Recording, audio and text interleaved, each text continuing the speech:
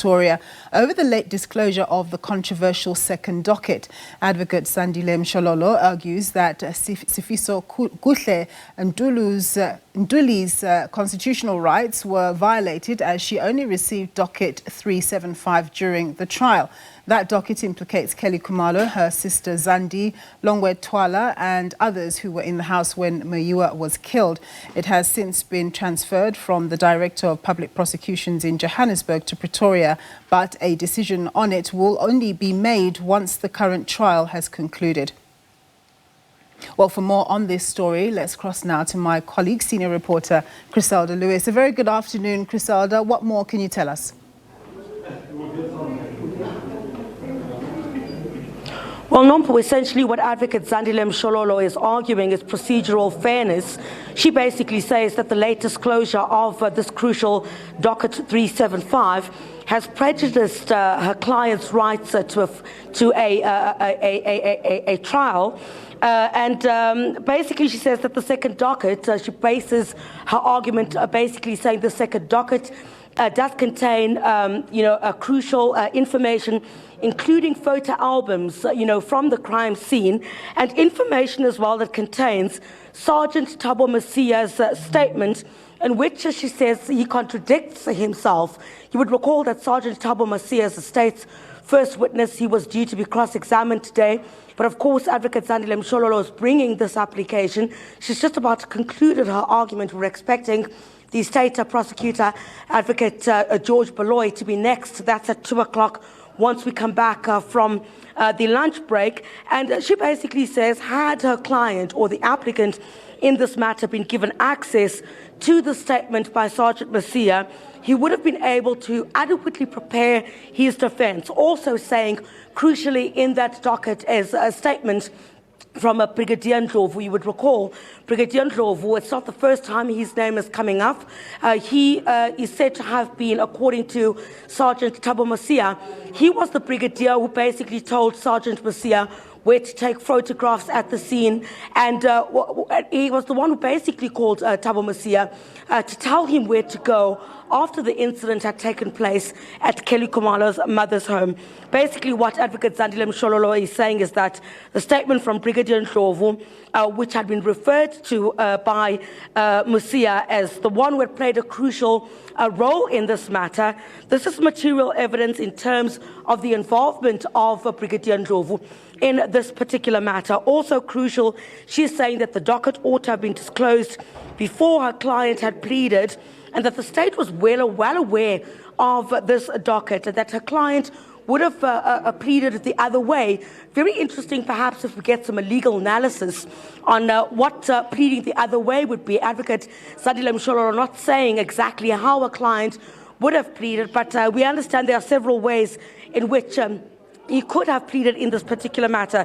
She says that a client had been prejudiced by such a failure of the state to disclose this second docket before he had pleaded, and the decision by the state not to touch those in the second docket 375, it could have, a client could have pleaded another way, she says. She says that a client has been prejudiced as a result of these actions. She says what has essentially happened is that what she has presented amounts to an irregularity on the part of the state to basically disclose the second docket at the time at which it was supposed to disclose, and in this instance, her client feels prejudiced. Let's take a listen to what she had to say.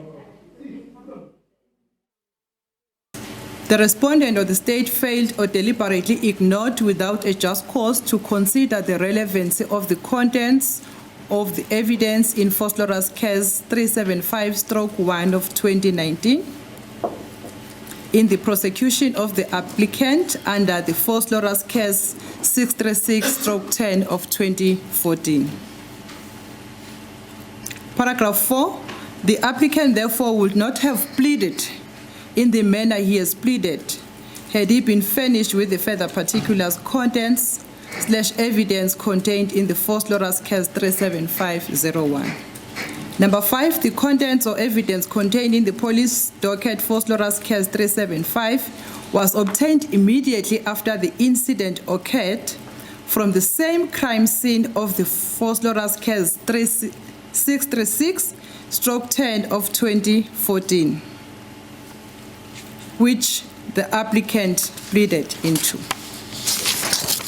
Number 6, the content of evidence in docket 4 Slaughterhouse Case 37501-2019 ought to have been disclosed to the applicant before he pleaded. The applicant's constitutional right in terms of Section 35(3) of the Constitution has been violated in that the applicant was not provided with sufficient detail of the charge before he pleaded. Number 8, as a result, the conduct of the respondent, the state, has rendered these proceedings not in accordance with the law. Thanks very much, Chriselda. Just tell us a bit more. You do have more detail. That's why Advocate Zandile Mshololo says that. Go ahead, Chriselda. Yes, Nompu, that is why Advocate Zandile Mshololo says that this was irregular, it was not in accordance with the law. She says this is a serious dent in this matter and is irreparable. She basically says that her client did not or was not given the opportunity to properly prepare his defense as a result of the late disclosure of this docket and its contents. Let's take a listen. My Lord, it is a common cause and it is evidence before this court that the applicant pleaded before this court on the 22nd of April 2022. And my Lord, it is also common cause that the second docket was disclosed or furnished to the defense counsel in the middle of the trial.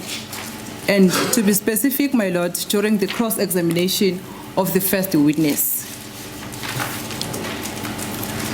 My Lord, it is for that reason that this application is brought before this court, in order for this court to record an irregularity that has occurred.